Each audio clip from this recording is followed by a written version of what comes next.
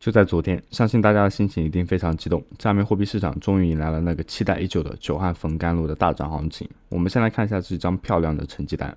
比特币昨天一口气大涨了 4.6%， 这可不是小数目，这创下了1个多月以来的单日最大涨幅。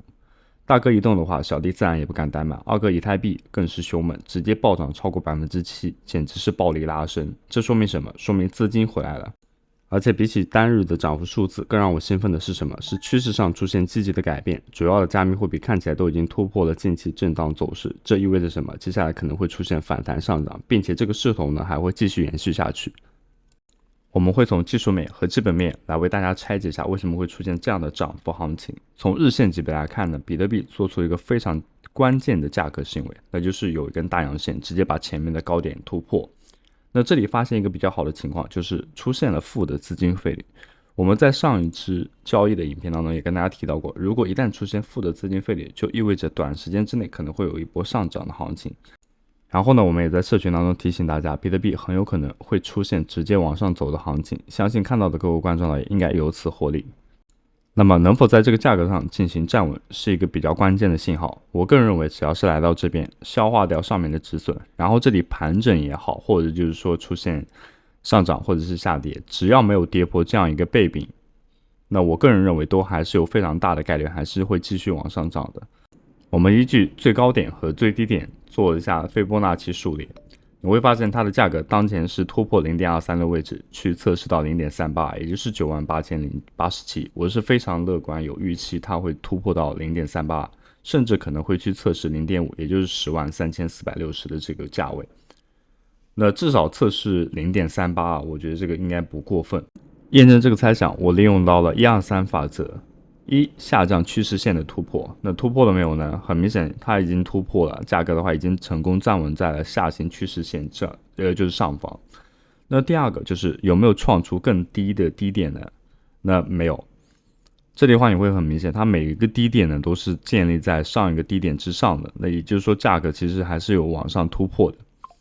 那么123法则3是什么呢？就是突破前面的高点。按照道理来讲，前面的高点就已经是突破了。那之前有说过，现在来说呢是毫无疑问非常确定性的。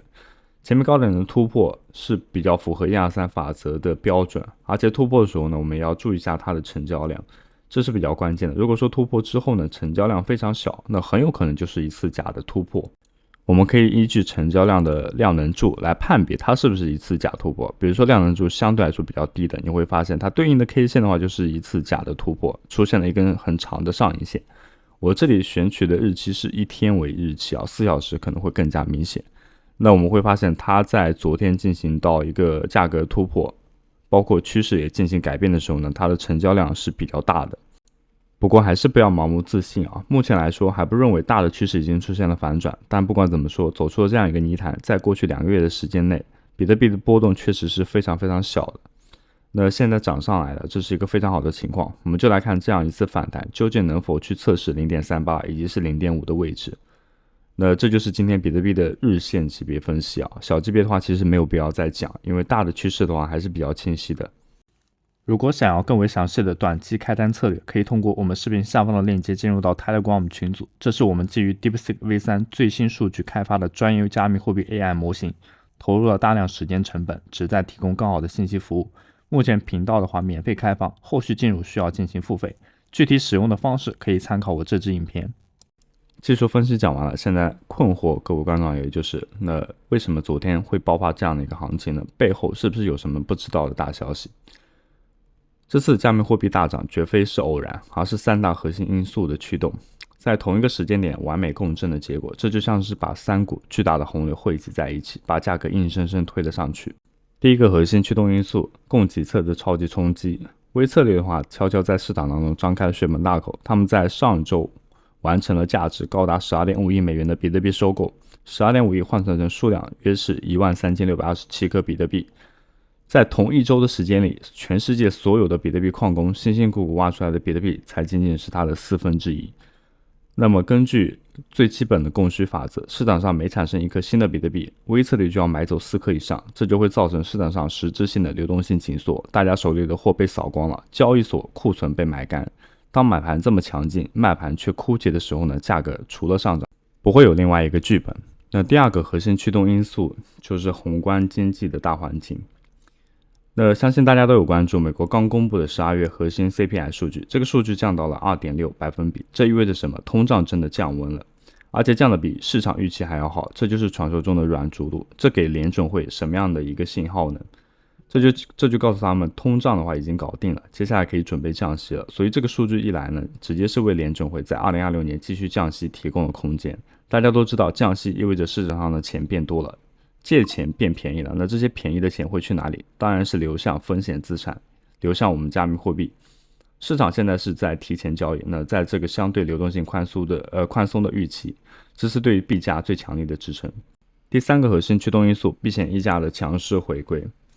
你能想象吗？美国司法部竟然对准联准会主席鲍威尔发起了刑事调查，这让市场开始担心美联储的独立性是不是要被破坏了，美元的信用体系是不是要出问题了。再来，美国总统特朗普又发话，就宣布要对伊朗的贸易伙伴加征 25% 的关税。那这一棒子打下去，全球贸易的稳定性瞬间又要动荡了。在这种混乱的时刻，传统的法币体系甚至美元都显得不那么安全。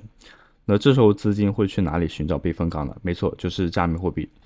比特币作为一种非主权的价值存储工具，它不属于任何国家，也不受任何央行的控制。当大家对政府、对央行失去信心的时候，比特币的避险属性就再次凸显出来。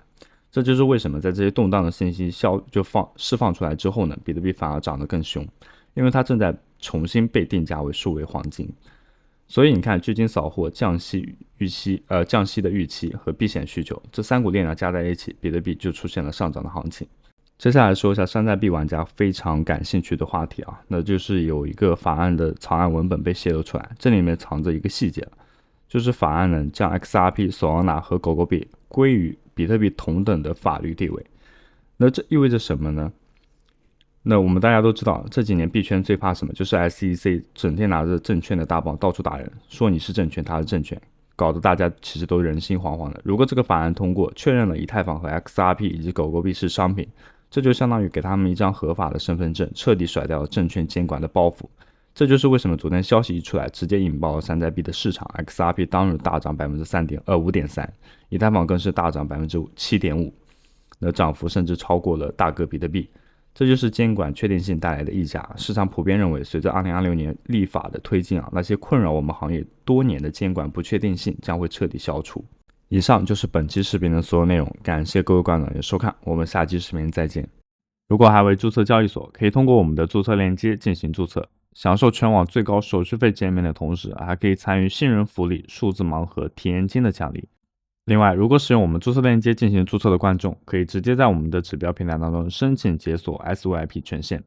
该权限的话，可以让我们在指标平台当中观看任何想要看到的数据信息，帮助各位更好的发掘入场机会。也可以凭解锁的 SYP 申请我们仅为会员开通的 Telegram 群组。这里呢是专属的信号群，我们会每天分享开单信息，支撑阻力点位，清算关键位，让各位的收益更加透明化。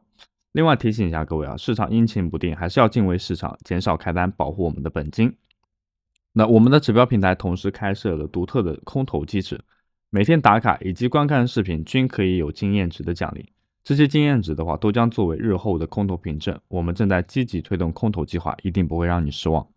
针对我们指标平台升级，可能有部分观众也在 SYP 掉线了，我们在 T 区开设了关于指标平台的客服群，有任何相关的问题可以随时提问，我们会耐心解答，感谢支持。在这里呢，也推荐大家关注一下我们在币安广场的账号，在这里呢是分享有价值的内容，真实的交易记录。那自己呢平时也多花点时间去币安广场发帖子互动感觉很可能会是下一个趋势了。